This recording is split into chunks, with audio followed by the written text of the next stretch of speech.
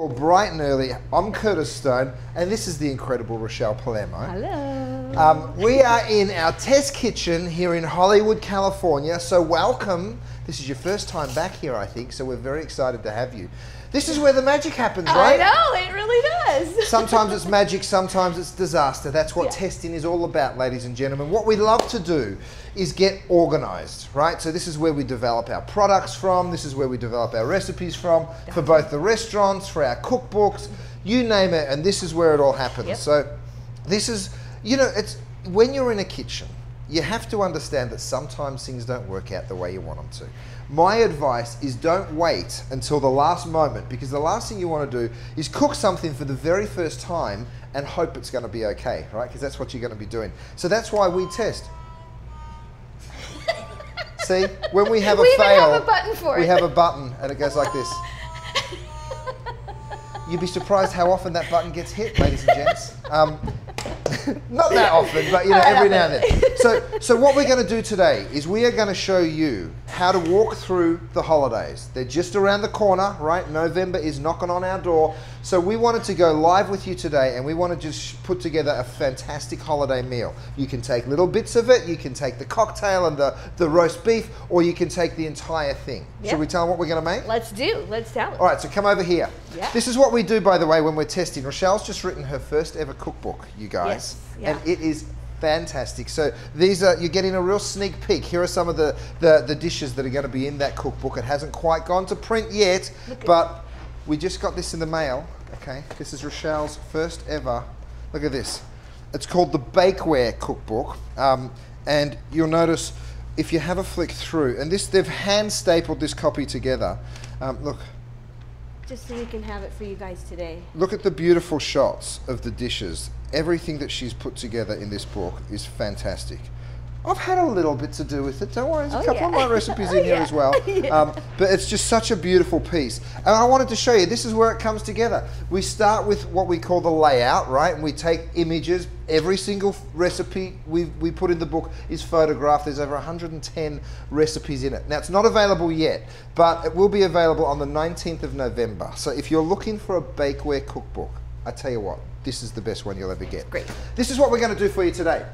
And this is how we normally walk into our test kitchen. What we're testing, and we've got a bunch of different recipes. We're going to make phyllo tarts with backyard tomatoes grown in my garden with feta and yogurt, which is a perfect starter. Then this is Rochelle's mum's herb stuffing. Tell us a little about the stuffing. Right, so this is my mom's herb stuffing. She puts Parmesan cheese in everything because that's her arsenal ingredient, and it's mine too. And so that's the key ingredient for this one. It's very simple. You're gonna love it. Everybody's gonna love it because there's nothing weird in it other than delicious Parmesan. It's a good selling point. There's nothing weird in it. Okay? Next I'm gonna do crunchy roast potatoes. I have got the most unbelievable method in making the perfect crunchy roast potatoes. We're gonna serve those two sides with roast prime rib of beef. We're going to cook that in this unbelievable little oven with a rotisserie on it. It's so good. And we're also going to just pull out a turkey. Yes. Right? We're going to show you a roast turkey. We're also going to show you some popovers. I call them Yorkshire puddings, but Rochelle's... American. Well, no, she's improved them. I'm not going to lie to you. I'm not going to tell my granny. And then we're going to do dessert. So we're going to show you some Freeform peach and cherry pies. We're going to do pecan short crust cookies, and then lots more. So if you want to know how to get organized for the holidays, it's right here, right now. We're going to spend the next hour with you guys, and we're going to cook our brains out. We're going to show you delicious food. You're going to really love it. Yeah, you ready to get started? Yes, I am. Come on, Rochelle. Well, let's start with a cocktail. Because why wouldn't we start with a cocktail first thing in the morning? We're going to go over here. Now, you'll see what we're doing. This is sort of a fancy holiday cocktail, all right? Now, in here, we've got an immersion circulator, a sous vide stick, and what we've done is we've put some bourbon, some vanilla, and some orange zest, right? It goes into a jar, and then you circulate it, so you're infusing the flavors. So if you're in the market for a sous vide stick, this is the one you want to get. Awesome. This is how you make the cocktail. You get yourself some of that beautiful infused bourbon, right? Nice. Pour that in, just a little bit. That much. Then I've got some simple syrup, which is just a little bit of sugar, a little water, and some lemon zest. Here's your ice. Oh yes, thank you, Rochelle. You're welcome. And then some bitters. All right. So you put in a good dash of bitters, and you stir that together. Now you don't shake it. Stirred, not shaken. All right, so you get yourself a long spoon. Rochelle's already got a straw in the beaker. Is that telling you something or what? And then the other thing that we've done is we've done some really funky big ice cubes. See those?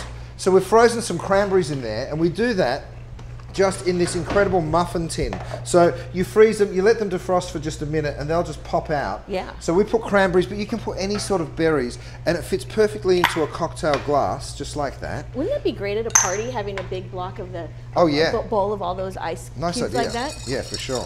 For sure. All right, so you stir your drink together. You want to stir it until it's frosted on the outside of your beaker, right? And then the reason you're stirring it is to chill it, of course, but also to dilute a little of the alcohol out. So I just put my strainer over the top. I pour that straight over my beautiful big ice cube that we made, and that'll keep it, again, it won't dilute it too fast. We pour that over, and you're ready to have your first cocktail. Now, this is a live stream, all right? So I promise you one thing, things will go wrong, but more importantly, you can chat to us. So if you've got questions or comments, please let us know. Just type it in, and we would love to answer them. And I've got my first one. Wow. This is from, we've got Facebook shout outs coming from Jennifer, from Cheryl and Sandra. Well, Jennifer, Sandra and Cheryl, thank you so much. It's nice to have you on board with us. We're very excited that you're watching. This is the first time we're ever doing this, so we're excited too. If you're just tuning in, this is what we're doing. We've just made a cocktail, and we're going to have these recipes up for you as well. But we're also going to show you an incredible holiday feast, from starters to the main course to the dessert. So stick around for the next hour. We're going to be cooking for you. And I've got a little bit of news. If you go onto HSN right now today, you can purchase all this stuff for FlexPays. You can get it free shipping and special holiday pricing. All right, so you don't wait for Christmas or for the holidays or for Thanksgiving to come knocking on your door, because when that happens, you've probably left it a bit too late. All right.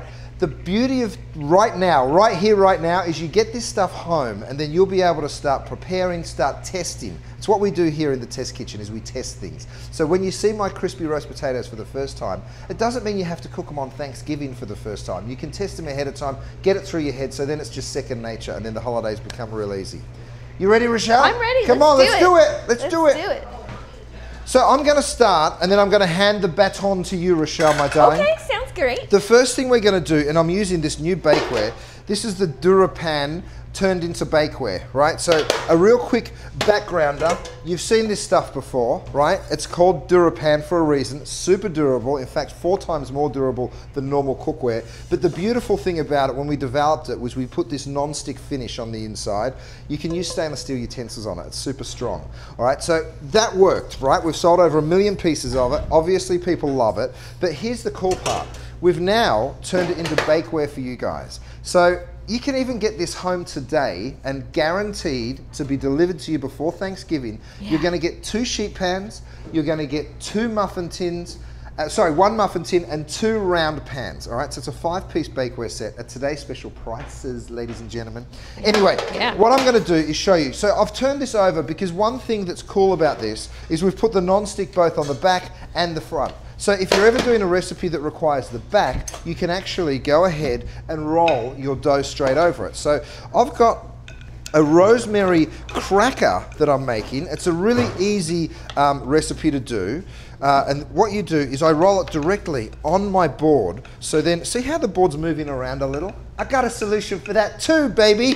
Look, it's my trivet, right? So what you do is you pick that up and just stick that down. And because it's made out of silicone, nothing moves around. How good is that? I love it. See how that's stuck now? I love it. Look at that. My mother-in-law emailed me and called me the other day to tell me all the wonderful things that she does with this trivet, and she was so excited. She said, you know what, Rochelle, I have a new way to use the trivet.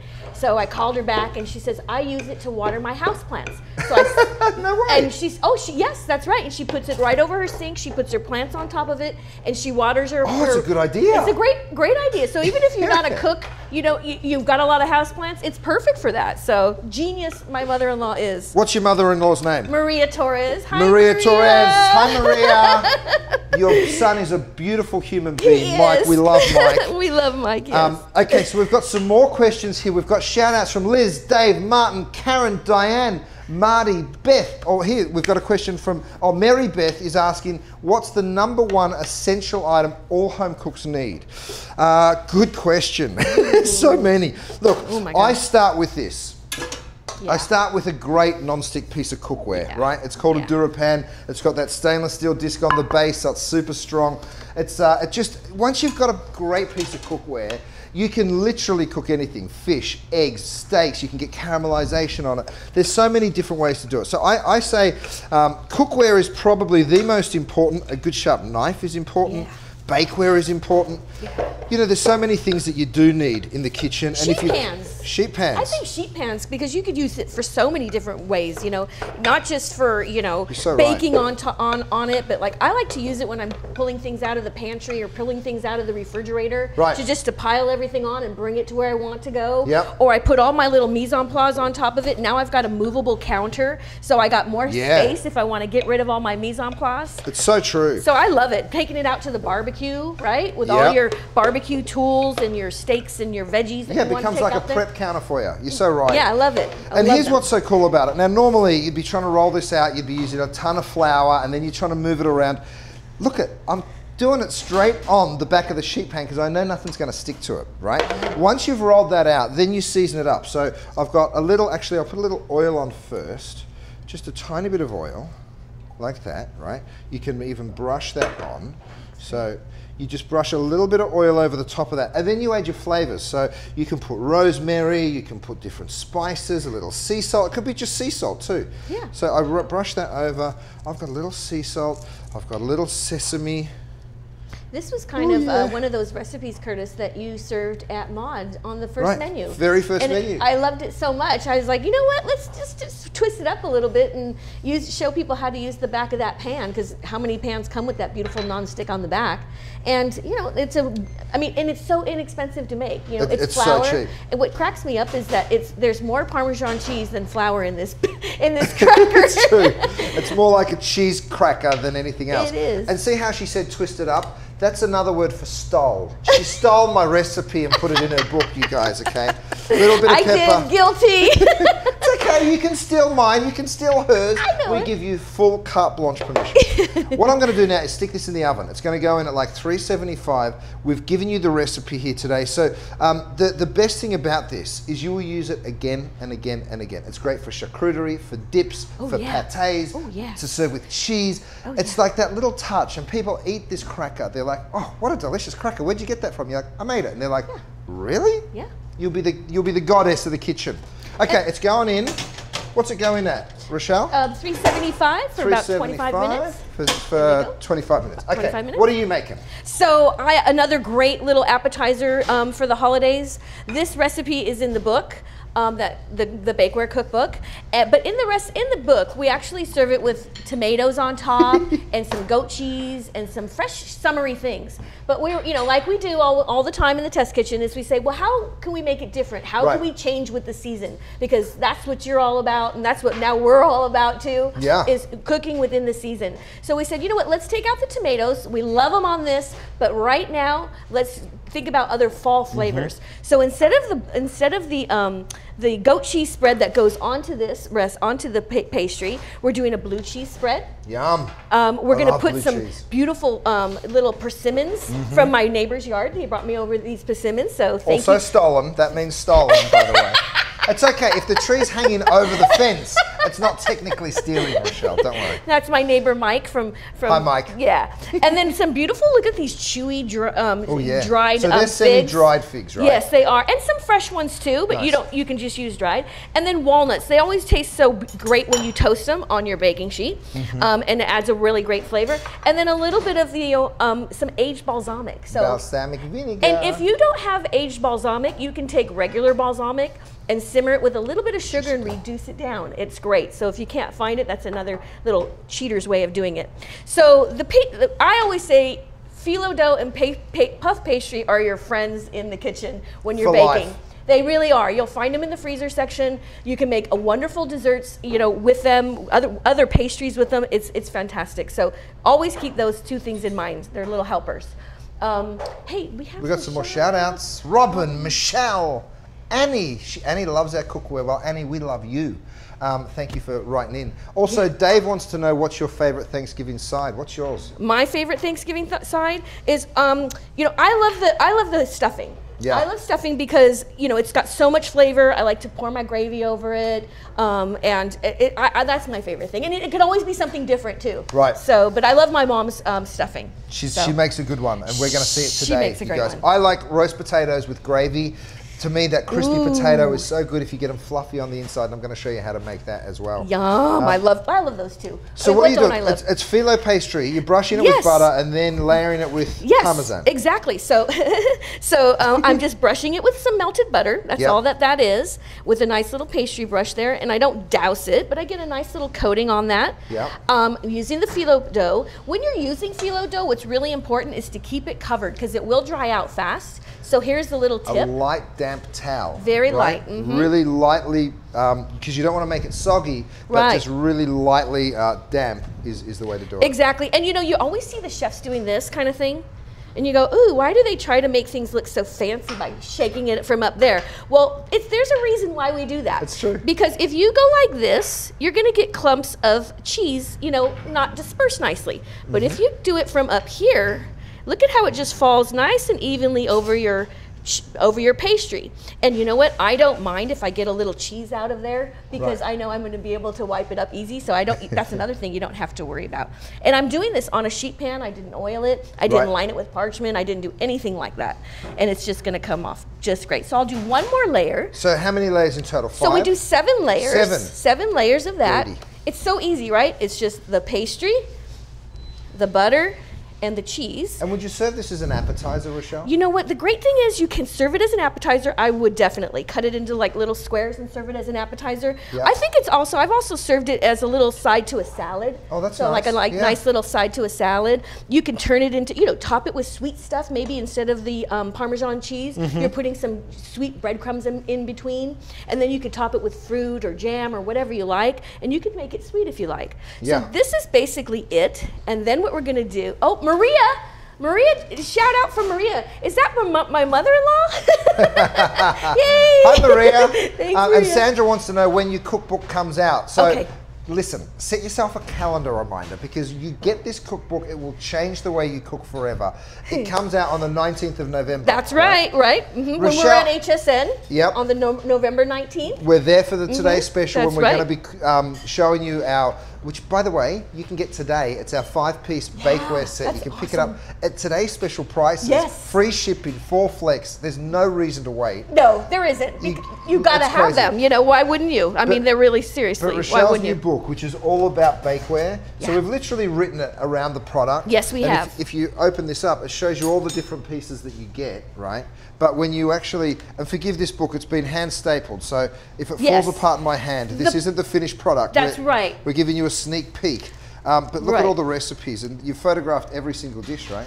Yes, we did. Every single recipe has a photograph, has a big, huge photograph, not just a skippy little photograph. The thing I love about Rochelle's recipes is they're super practical. She really approaches it. Yes, she's a chef, but she approaches it from a home cook's perspective every single time. So they're always easy to make, and it makes such a big difference. Yeah.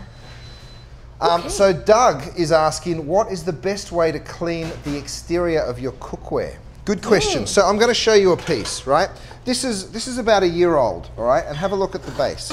The stainless steel is still spotless. Nice, now, how do we achieve that, Rochelle? We actually cheat. We use a thing called barkeeper's best friend. Is that what it's called? Oh yeah, that's right. Barkeeper's best friend. Yep. You put just the tiniest bit on, you give it a wipe. I'm sure you can buy it online. And that will keep the stainless steel looking like this, all right? The outside is actually the same coating that we have on the inside with our non-stick, so it'll just wipe clean on ours. Let me show you one of the first ever pieces. We've got it down here. I saw it before. Look at this. Yeah, we still use This is the first ever DuraPan. Yeah. This is about 8 years old, all right? We still use it, so that's how tough it is. Yeah. Back then, it had a slightly different coating. It didn't have the speckled. So yes, this is new and improved, right? This is 8 years old.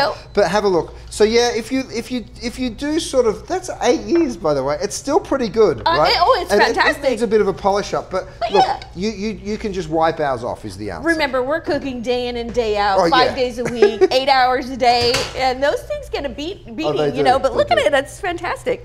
So what do you do? So all I did was I just took a fork and what we call in the industry is docked it, which means I just made some little holes all over the place.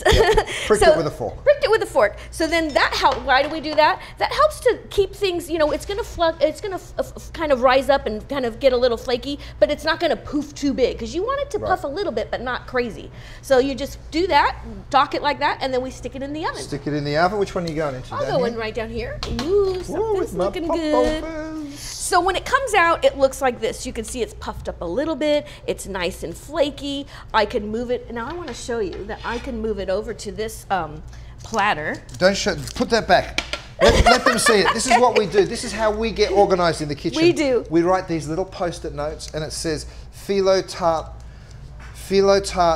cooked phyllo. We put it on here so we know what's going to go where. It's a good little tip if you're like preparing a big Thanksgiving meal and you're like, what am I going to put into what serving dishes? So important. If you're as organized as we are, you get these little things and you're like, roast turkey's going on that one, potatoes going on that one, and then you'll never be scrambling for dishes on the day of the event. So right? true. It's really, that makes a huge difference. Then you know you've got a platter for everything you're going to serve. Right. You know, one less thing you have to think about when you're working in the kitchen. So here's this pastry. It looks gorgeous. It's nice and flaky. And of course, with this Durabake, it just lifts straight off, right? It does lift straight off. Stick, which is exactly. really and then it also just kind of wipes right out. So remember all that burnt on Parmesan cheese that's there? Which, by the way, I think tastes fabulous. I do too. But look at this. Yeah, and then look. I mean, it's just, it won't stick. You just wipe it clean. You just wipe it clean, yeah. Which is what I love. You know, like when we're on, on HSN, Curtis will say, well, Rochelle, what do you like best? And I always say the cleanup because I love to clean. I mean, I love to cook, but I hate to clean. No one likes to clean.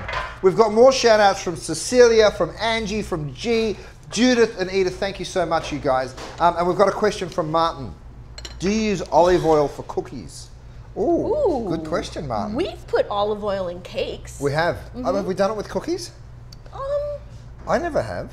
I've never put olive oil in a cookie. But Martin, we're about to. That's a good idea. Good idea, Why mate. not? You normally use butter, of course, in cookies. Right. But that's a good idea. There's no reason why olive oil shouldn't work. It works in cakes. We've done rosemary and olive oil cakes. We've done orange and olive oil cakes. Oh, yeah. I love that cake. That was good, wasn't it? That one's in your other book. What's Good Food, Good Life. Yeah. So you're spreading a blue cheese spread over your phyllo dough. Yes. How did you make the blue cheese spread? So simple. So I just took some nice kind of softer blue cheese, kind of creamy blue cheese, not one that's kind of crumbly as much, and I put it in a bowl. I mixed it up. I put a little bit of cream cheese in it actually. Oh, yum! And it just kind of made it this beautiful. Look at how you can see how airy it is. What kind of blue cheese did you use? I think it was Castello blue cheese. Oh, nice. Yeah, okay. You could use a gorgonzola as well. Something gorgonzola. Soft would be nice. Yes, right? gorgonzola would be great. I love Beautiful. that. So I've just taken an offset spatula, which is a pastry lover's favorite tool. It is, isn't it? Yeah. You can use it. You could use anything, right? So then I just spread that over, and I like leaving a little bit of that rim there so you can see the flaky side.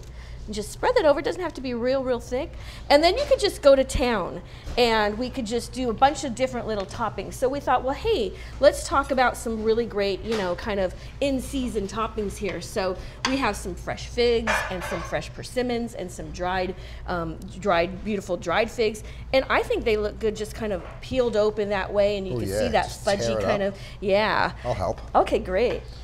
And some great persimmons. Now you'll see these in, they're not maybe as common as your, everyday apple. And you can say, oh, I don't know how to use that. Well, they kind of have like a firmer texture. They're sweet, and they're kind of, I think, not overly, they're mild in flavor. But the cool thing about them is when you cut them into them and you cut like this, you're gonna see like the beautiful little kind of like a starburst look inside. They're really pretty. That's a very Californian thing, persimmons. I hadn't really used them before I moved out here, but I've fallen totally in love with them. Me too. If you can't find them though, you know what, you could use pear. Oh yeah. Even slices of apple would work too. Oh so, yeah. with fall being as amazing as it is right now in terms of all the produce. Oh yeah. So I'm just placing these over the top, Rochelle. Yeah, great. Gorgeous. And the thing is, it's really about what you want to do. You know, if you have a favorite fruit or a favorite flavor or a favorite cheese, you know, go for it. In the book, we did it with goat cheese, which is really delicious. So if you still like that, that's great.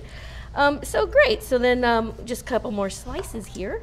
And then fresh figs too. Oh God, yeah, because you know, look at inside of these. And when you're kind of compiling a dish, think about the colors that you're using. Like here, I love the redness of this, that ruby kind of beautiful red color. And some of them are more red than others. Ooh, look at that one. Look at that. That's beautiful and ripe. So when you're choosing delicious figs, when you're at the grocery store, just choose, you want just to have a little bit of softness to the figs, right? If they're really soft like this, they'll be really sugary and rich. Oh yeah. And I kind of like them that way. So this is another really ripe one for you too. Every time I cook and eat with figs, I always think of my dad because, you know, he's Italian, he's Sicilian, American Italian. Yep. And when his little treat when he was a little boy, when he would come home, his mom would cut open some figs and pour some cream over it, and that was his little treat as a kid. Amazing. You know, it was a little Italian thing. Most people probably don't even realize, you know, that could be a nice little treat for kids. Are you kidding me? Yeah. It's fabulous. I know. So whenever I cut figs and whenever I'm working with them, I always think of my dad. I've got some roasted walnuts here. Oh yeah. Which look like they're for you. Yeah, they sure are.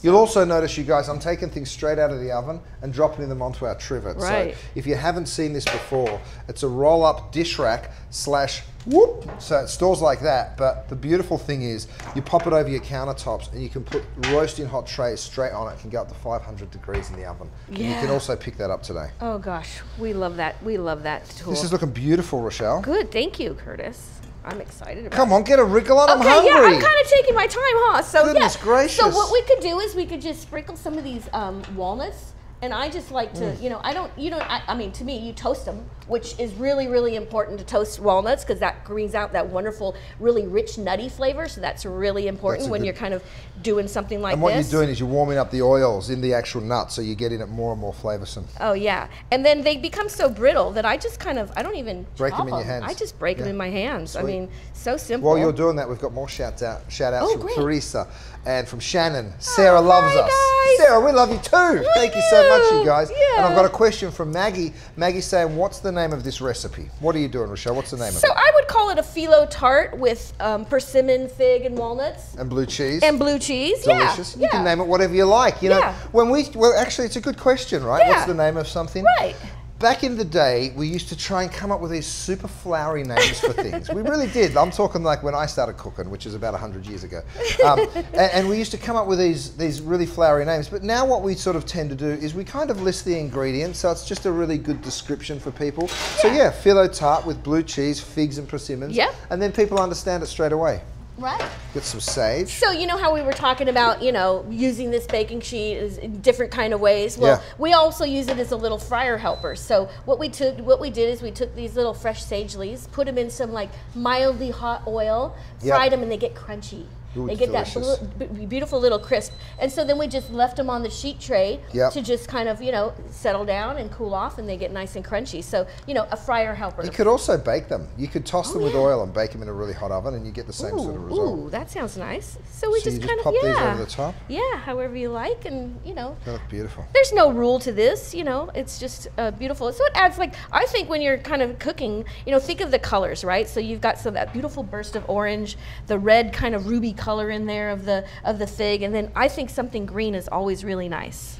Oh, it looks so holiday. It does. It feels so fall. Imagine serving this, you guys, on your big holiday, whether it's Thanksgiving or a Christmas celebration, any holiday celebration. We literally just came up with this idea the other day, and we're like, you think it'll work? And we thought we better test it out. and that try means make ourselves some lunch. That's exactly what we did. And the great thing about this is a vegetarian appetizer, right? So, you know, sometimes you've got people coming that are vegetarian or pescatarian, or they don't eat pork, but they will eat beef. Or, you know, we deal with that all the time in the restaurants. And a way to sort of, a bit of a workaround is to create a delicious vegetarian appetizer, so you know you don't have to do any alternates for people that do have dietary restrictions. Exactly. So how do you portion it up? So then, you know, we just take that and we'll cut it.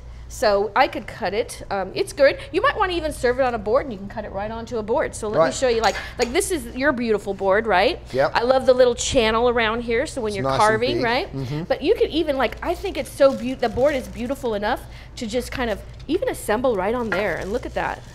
And just have that out, right? And then you have and then just cut it. And then you just cut it. I love it. Yeah. Rochelle, I'm going to get going on the next course because we're taking our sweet time here, ladies and gents. We're embellishing in the deliciousness of our test kitchen. Yes, we are. We are in Hollywood, California. If you're ever in the neighborhood, stop by and see us. The test kitchen is located right above Gwen Restaurant. We're on the corner of Sunset and Seward. We do beautiful sandwiches out of the butcher shop. And we're so spoiled. Yeah, it's pretty sweet. And in fact, I'm going to show you a way to serve charcuterie from downstairs, from the restaurant, with those crackers that I made earlier. But now it is time to get to the main course.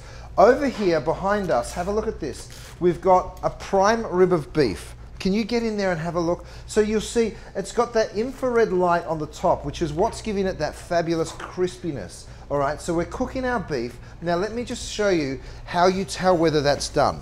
I'm going to stop it for just a minute, okay? We stop it from turning. I've got my thermometer standing by. It's a probe thermometer, so I'm going to probe it right into the center of that roast beef.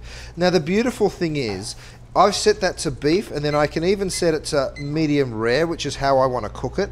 It tells me, it presets it to 130 Fahrenheit. We're currently at 118. So I know that I've got maybe another 10 minutes or so to go until that beef is perfectly medium rare. So if you're wanting to pick something up that gives you a guarantee of how the core temperature of whatever it is you're cooking, your beef, your turkey, your pork, this is the guy to get. It's called the digital read thermometer with probe, all right? So you can pick that up as well.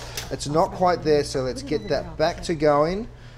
I'm going to turn it back off, turn it back on, and away we go. All right, so you'll see that start to turn again. It's got a little bit of time left, which is perfect because we still need to make our side dishes. So while that's turning, I'm going to shut the lid, shut the door. I'm going to show you how to make the perfect, most delicious crispy roast potatoes that you've ever had in your life. Here's where they're in the oven right now, or not in that oven. Oh, where are they, Matt? One over down here? Too many ovens. Oh, thanks, mate. We like to play that game, right, Curtis? We do. It's called Hide the Potato. Now, check this out. You'll see I've already got them pretty crisp. And I'm talking to you today a lot about my Durabake because I'm super excited about it. Look how those potatoes just move around. When was the last time you did crispy potatoes and you move them around your sheet tray? They normally stick, right? I'm sticking it on my trivet, and then I've got a little bit of butter here that I'm going to add. Okay, so a couple of dollops of butter. I've got some garlic here. You know what? I'm going to just go ahead and crush those up a little. So I'm adding the garlic, the butter, and a little bit of rosemary those look so too. Great. So again, just break that rosemary like that. Yeah, it's so easy. Throw it over the top. Toss it together. As that butter melts, it's going to get them even crispier. All right, so I'm popping these into an oven, 425 degrees, so super hot. Here's the trick. What we did is we cut the potatoes into wedges, right? Then we steamed them. All right, we steam them, we dry them, then we throw them onto the rack with just a little oil, we get them nice and crisp, and then we add the butter, the garlic, and the rosemary. All right, now that's a little more complicated than your normal roast potato recipe, so I'm also going to show you an easy one. It really is worth it, isn't it? So they go in there, 425 to finish off. Now the reason I'm putting the garlic and the rosemary in halfway through cooking is because that way it doesn't burn. The brown butter will eventually burn the garlic and the rosemary, so you put it in halfway, and then that'll be crispy and fabulous right at the right time. If you don't have time to pre-steam your potatoes, all you do is get a tray, and we'll do this, we'll taste them side by side, so we'll see the results. Yeah. I've got my chop here, which is this beautiful big tool, right? And I've got some peeled potatoes. This is how simple it is. I love that. You just go ahead, let me turn it around for you. Look at that. So the idea is we're just gonna cut them into wedges. Woohoo! I love doing this. You can let out just a little bit of aggression. It does. Okay, and then you just pop those straight onto your tray. And look at that, I did a whole bowl in just seconds. All right. Now don't forget, if you see anything you like today, everything is 4 flex. Oh, that's awesome. Free shipping. Amazing. And special holiday pricing. So it's really a great time to pick anything up. Why wait? Why wait? You know, exactly. The holidays will be here in a minute. Take the stress out. Think about other things. You know, get yourself ready. Hey, worry about the presents.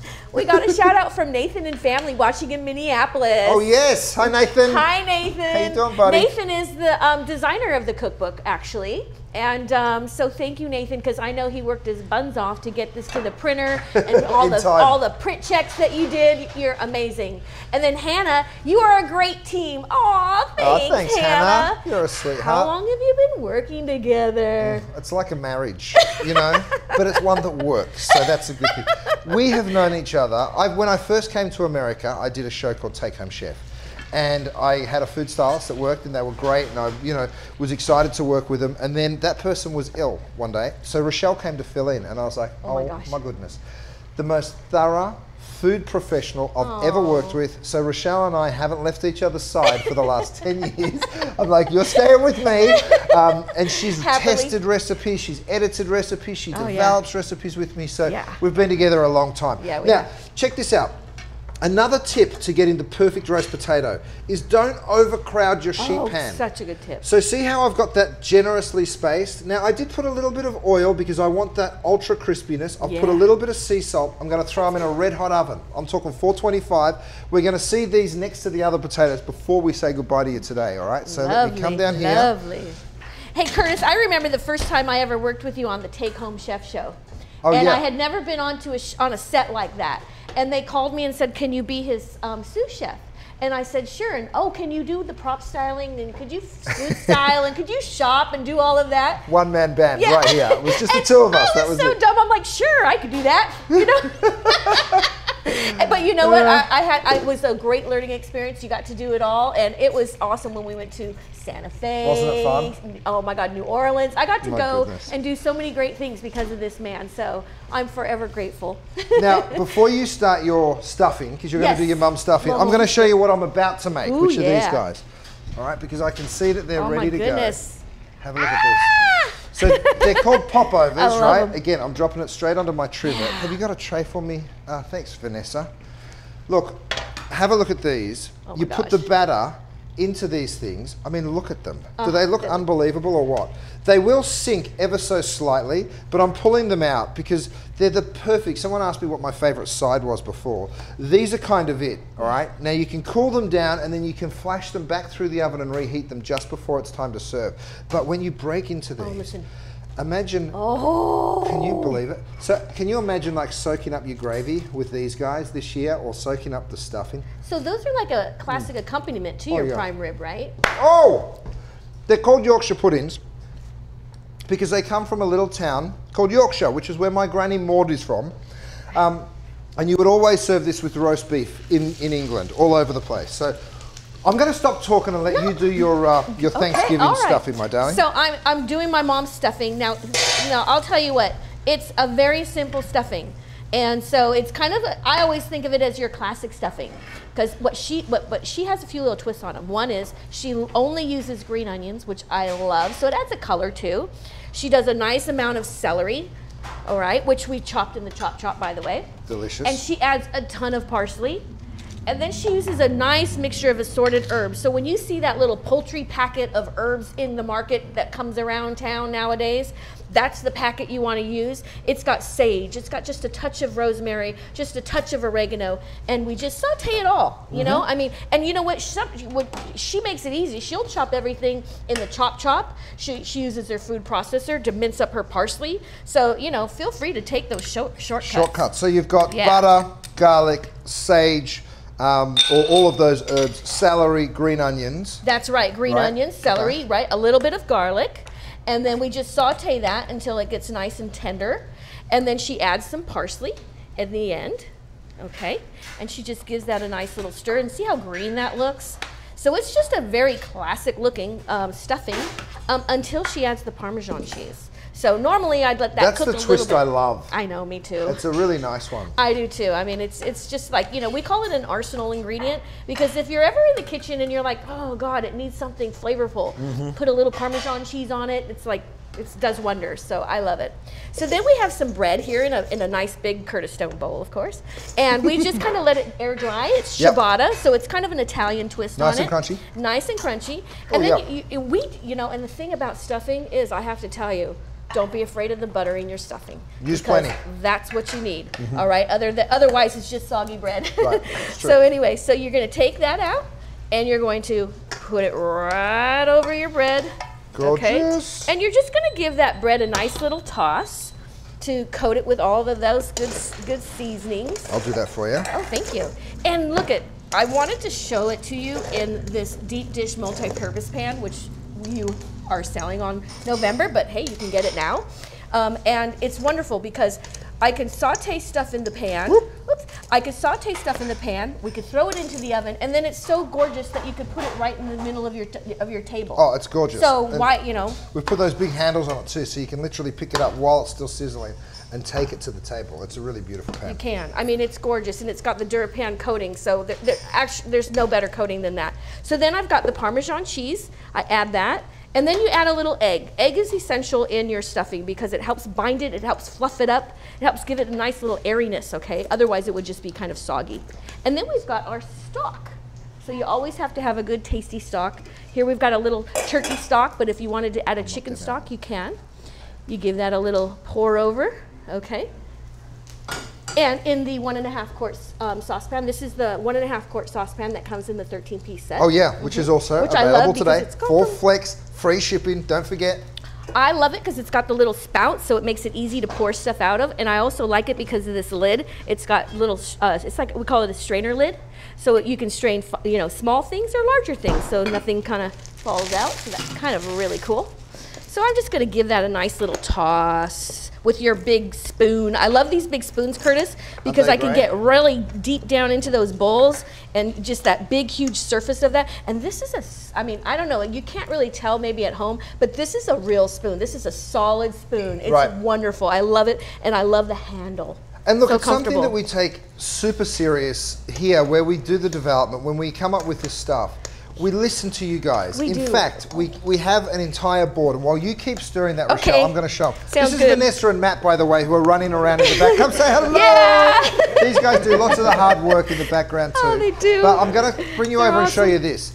This is our wall of comments from anyone that's bought our product, right? So if you have a look at it, we categorize it, and then we actually write your comments down and we use them as inspiration for us. So when we're standing here, we read them out. Wow, great pan. All I can say is I love to cook with this pan. Stove to table, attractive and so multi-purpose. Truly non-stick. You can use metal utensils. How about some Dura Diamond utensils, Curtis Stone? All right, so we're like, what about the DuraPan or Dura Diamond utensils? Good idea. So we stick that up here and then we start working on it. We start talking to the people that actually make this stuff for us, and we're like, can we do this? Can we do that? So please, if you ever think, should I write a review? Should I let him know what I think? It probably ends up somewhere here. It does. This changes out weekly, okay? So your comments are super important to us, and you're truly a massive part of our brand. So thank you very much for all of your feedback. We really appreciate it. Okay, Rochelle, show me that stuffing. So here's our stuffing. So look at this. And let me just tell you that I tested this because we wanted to, normally we cook this in the 2 round cake pans that come with the 5-piece bakeware set. Yep. But we're like, you know what? The same amount can fit into your deep dish multi-purpose pan. Oh goodness, which is awesome. And then we thought we kind of got carried away. We're like, well, how about baking them in the muffin pans too? Right. So, you know, whatever you like. And now you've got individuals. So that's going to be our next test. So while you put that in the oven, because we've got to crack on here and move along, I've got my, you saw me do this earlier. We did cheat and swapped it out with a different one. But have a look at how this cracker comes out. Look how it just slides around on the top of that pan. That's great. So I'm going to pop that down to cool on the trivet. But here's what I love to do. I serve this with, I just break it. Okay, you'd let it cool normally, but I'm in a bit of a rush here. So I'm just going to break this into pieces. Don't forget, you guys, we're here with you all hour, so stick around because we're about to show you our sides and our beautiful roast beef and roast turkey, and then we're going to make the desserts that are perfect for your holidays. We've got some more shout outs from Julie, Renee, Lisa, Virgie, Virgie, I think I got that right, Virgie. Betty, Jill, and Laurie's loving watching it. Laurie, we're loving that you're here with us. Danielle is saying, hi, Vanessa. Hi, Matt. There you go. You guys got a shout out as well. That's awesome. So what I'm going to do is I'm going to pop this on a platter. See up here, I've gone ahead and I've put my beautiful charcuterie. So this is all what we get from Gwen downstairs. And then I just put next to that a plate of the crackers. And again, my little tips. Look, we've got our little post-it notes here. What have we got here? Beauty platter, Pix. What's Pix? Pix beauty platter. Oh, yeah. What is Pix? Pies. Now? Oh, it says pies. I can't read, clearly. So I'm just going to take this. I don't have a platter for this. And that reminds me not to use the wrong platter. So that's why I'm telling you. I'm going to go ahead and just put my cracker right on the side of the charcuterie like that. So people can know that they can just grab a piece and march right on in. All right, so while that's happening, Rochelle, you're going to pull out the stuffing. I'm going to get the potatoes, and then we're going to carve the roast beef. Sounds good. Let's have a look and see how the roast beef is cooked.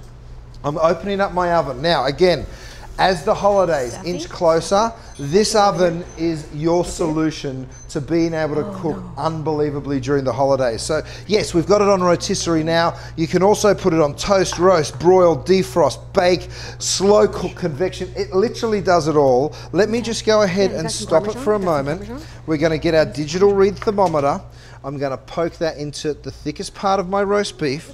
It's going to tell me, again, I've got it set to medium rare. I need it to get to 130 degrees, right? Where are we at so far? We're at 127, 123. It'll continue to go down a little once you put that probe in, but eventually it'll tell you the accurate temperature. So we're still a little shy of 130. That means it's still probably rare. I want it medium rare. So I'm gonna let it keep going for a couple more minutes, get that started one more time. Where are we? Here we go. Start. I'm going to close the door. So we've got 10 minutes left on the roast beef. Let's get our sides out, Rochelle, and then see how the whole meal comes together. You got the potatoes down there. Potatoes. Look at those. Look at them. Unbelievable Look at potatoes. how they glide around on the sheet pan, Curtis. It's perfect. Because I mean, it's just a dream, right? Is. Like, I love it. Don't worry about it. Cooks better, yes, but think about the cleanup. Oh, yeah. Let's take them over and just slide them off. And you know what I love, Curtis, is all that crunchy bit. That's what you want, right? Go ahead and use that one. That's what you want. And if you don't have a good coating on your nonstick pan, the crunchy bit stays on the pan. Exactly. The best part. And that's the best part. I finished them with just a little bit of sea salt. Talk us through the stuffing, Rochelle, and I'll give you a spoon to actually dig in so you can see it. So the stuffing, you know, we just baked it for about 35 minutes. We wanted it to be nice and crunchy, but, you know, warm it throughout. And then look at this beautiful crunchiness on the bottom. Look at that, steamy. So what you're looking for is something that's crunchy on the outside, you know, nice and moist in the middle, and then look at this. I mean, that's gorgeous. And one thing I love about it is look at this, how it just lifts right out, you guys. Can you believe that? Like, I love that. That's a cook's dream, right? Because I'm thinking, oh my gosh, it's gonna be delicious, and I'm not gonna be scrubbing a pan, so fantastic. Sensational. So have a look at what just came out of the oven. The turkey has arrived! Thanksgiving is officially here. So look at this beautiful golden crown. Again, we've roasted it on one of our Durabake sheet pans. And you can see just how much space you get with these full sheet pans here. And I've got my platter. Another little tool that you absolutely want around the holidays are these guys. We call them the bear claws because you hang on to them and they have these spikes that allow you to move food around. So when you're dealing with a big roast turkey like this, imagine trying to pick it up with a pair of tongs. It would be really difficult. But with the bear claws, you just dig in, you pick it up, and then you drop it right there onto your platter. Okay, so it looks beautiful. But the thing that I love most about this Durabake, and I'm gonna just move that turkey neck up there, and let me just go ahead and pour some of those juices back over the turkey, just like that. Gorgeous. Ooh, that was yummy. But the best part, again, is the cleanup, right? Because normally, the pan that you roast the turkey in is a disaster. But check this out. When I get my cloth, I just go ahead and wipe that clean, and everything just lifts straight off. So, you know, you can just wipe that clean.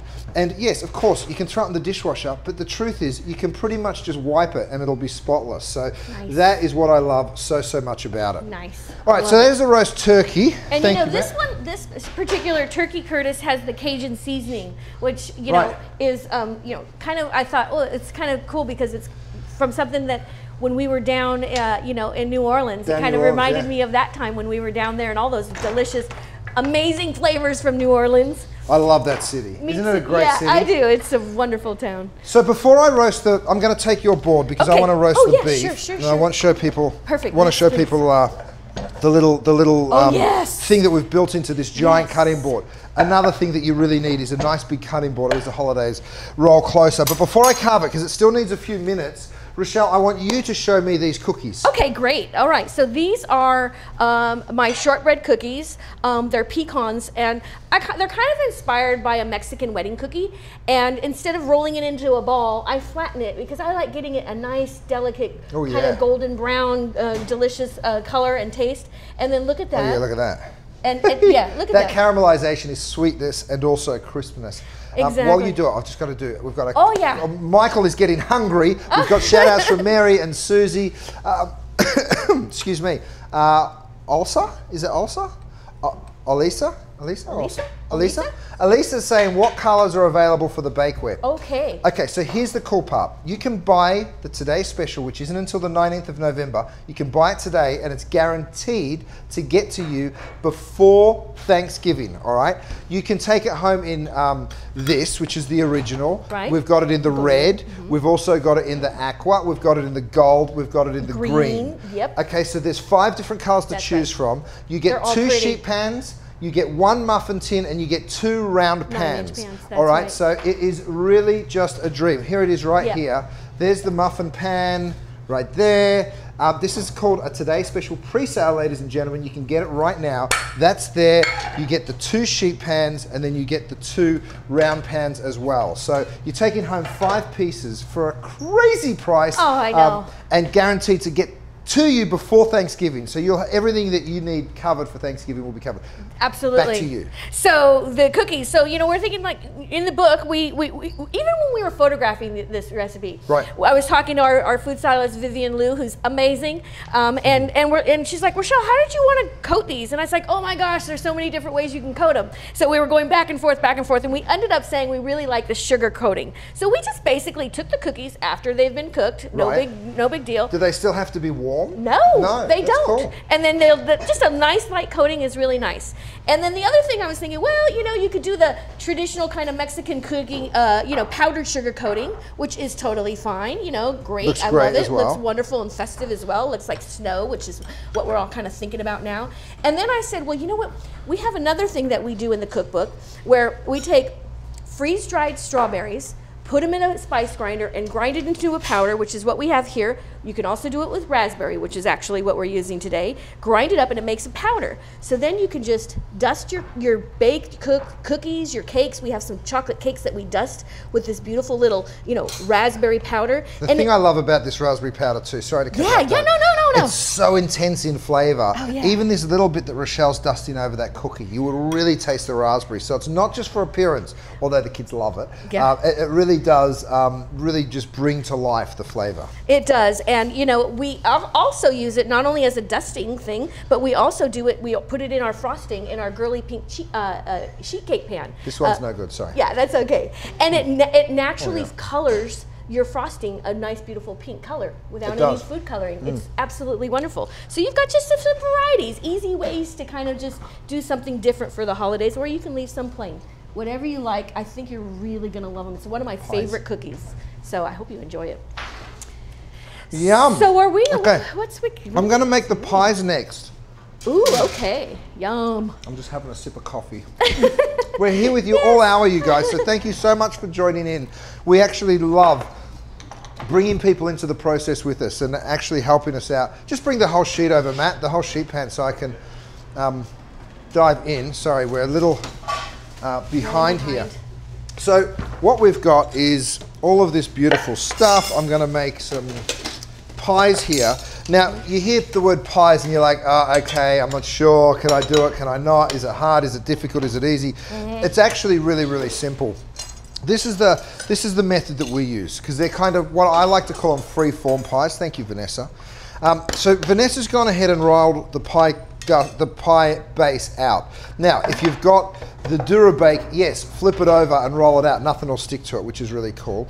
But what we do is we just basically put that on the sheet trays, right? Then we make a mix of pears. We've got some cranberries, so a full cup of fresh cranberries. Little bit of cinnamon. Little bit of cinnamon. Little bit of sugar. Of cinnamon. We've got 2/3, and see again our little post-it notes. I promise you, when you start a recipe, write it out on a post-it note.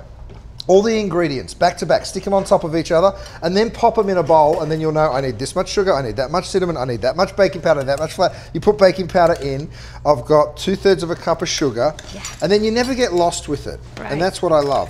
Here we're looking for what? A tablespoon of flour. I put that in for you already. I got you covered. Oh, you got it there? Yeah, okay, beautiful. I said, oh, I'm going to... And that'll help bind it together a little bit. Okay. Juices will start coming out, which is what you want. That's what you want. Great. And then you spoon it in here. Spoon it in the center. Right into the center. And then you literally just fold the pie around. And while Rochelle does the hard work and I can stand here talking, I'm going to do some more shout outs. Pies. Annie is saying, I love the potatoes. How long did they cook for? Good question.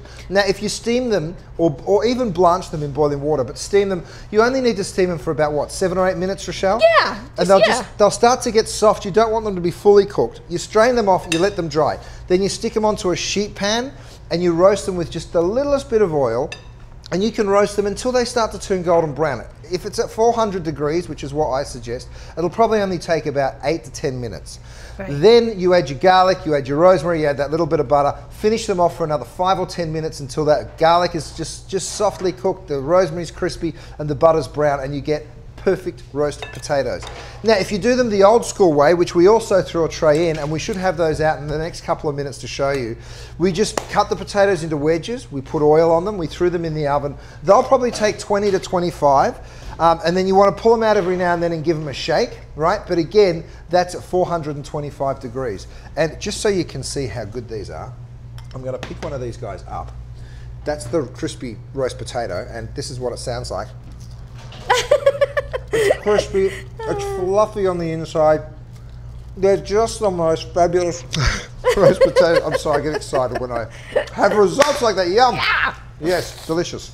So here, I just kind of, I love this because, Curtis, if you are the first time, holiday entertainer, you don't have all the fancy bakeware that you kind of need for making cool little tarts, the sheet pan is really your go-to because these are beautiful. I mean, these to me feel very modern and very rustic and just absolutely natural and gorgeous looking. So we just kind of folded up those sides, kept it right on this baking sheet. You brushed a little milk, right? Brushed a little cream, and then sprinkled it with some sanding sugar, and then in the oven they go. And that's it. How long for and at what temperature? So they're going to go for about 50 minutes. They're going to be in at about 325 and 375, and here we go. Is the end result. So we cheated because we knew that we were doing this live for you guys. Yes. But have a look. First of all, see how you shake those pies and they just move around? That's because of that Durabake. Nothing's going to stick to it. But have a look at the caramelization you get on them. Yes. And then I'm going to bring this up here. Now we've got prime rib beauty. I think I used my pie dish for something else. Even with the sticky notes, you still go wrong sometimes. But I'm going to pop those onto a dish. We make a little caramel sauce. Oh, yes. Oh, yeah, Rochelle. And this is such an easy caramel sauce. It's just brown sugar, butter, maple syrup, and you just melt it with a little bit of salt and some butter, some cream, and you just put it all in a saucepan, whisk it, let it come up to a simmer, and you're done. And it's one of my favorite. In fact, we use this sauce in the sticky buns that we have in the book. We use it all the time. We do. It's such a beautiful, again, you guys, come back over and have a look at the Durabake, because when you can wipe your bakeware clean like this, literally by just giving it a real quick light wipe and everything lifts off, it's an absolute dream. All right, so the caramel sauce. Oh my goodness. I'm just going to pour a little bit of it. Imagine doing this at your, Thanksgiving People will go crazy.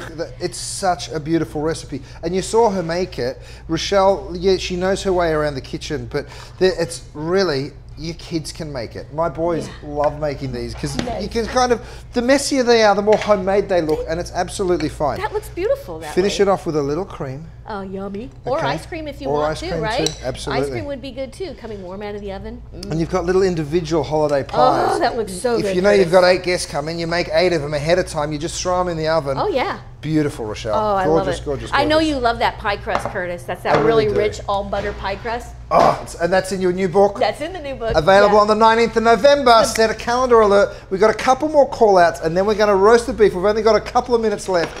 Sheila wants to know when she can get the book. I just said it, the 19th of November, That's darling. right. It will be available on HSN. That's right. So let's take the beef out. Oh, wonderful. Do we have the piece to remove it from? Yes, we there do. it is here. There we go. All right, so the oven, of course, comes with this little guy. You just go ahead and you lift that up. The beef comes out. I'll turn the oven off. I'm going to bring this over here. Again, I've got this beautiful big cutting board. And I've just built in a little reservoir for you guys so that the juice isn't going to end up all over your table. You would normally let this cool down for a minute, but I know that we've only got a couple of seconds left here. So I'm going to go ahead and just remove this using a cloth. There's a couple little screws there. You just remove it like that. Remove that. Thank you, Matt.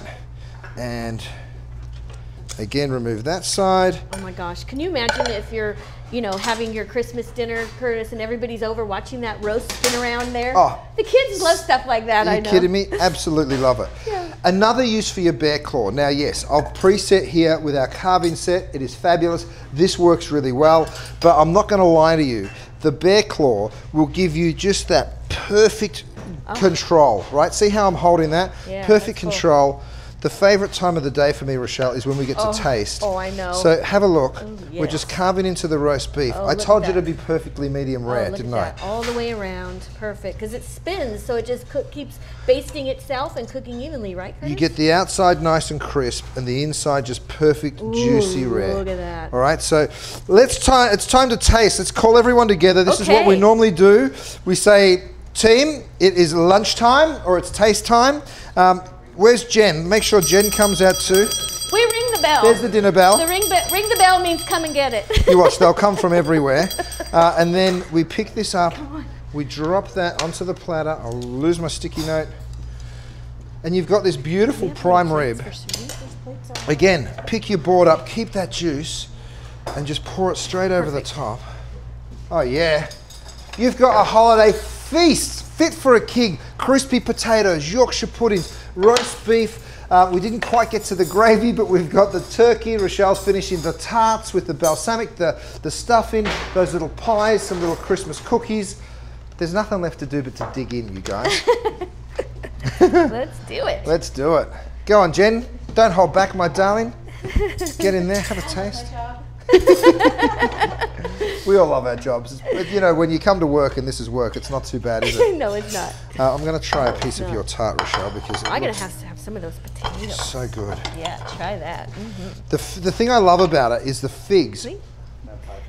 Yeah. Kind of release their juice. We had cocktails for breakfast and fun. Yeah, who's going to try the cocktail? The stuffing looks awesome because it gets really crispy on the top, but it's still nice and juicy in the middle. Dig in. Yeah, I'm going to try this. A couple of those roast potatoes. Oh, that looks good, man. And this is the great part. Oh, I love these potatoes.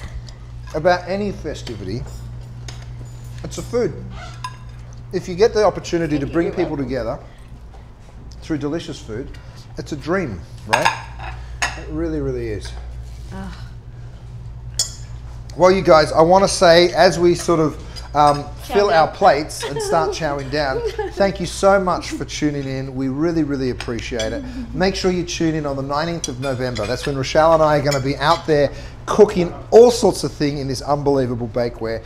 You get a little head start, though. You get to pick it up today, free shipping, full flex pay at the Today Special price. I mean, it's guaranteed to get to you before Thanksgiving, which is the absolute dream of it all. Rochelle, you're a rock star. You're a rock star. Thank you, Curtis. Thanks for having me with you on this. Good job, you guys.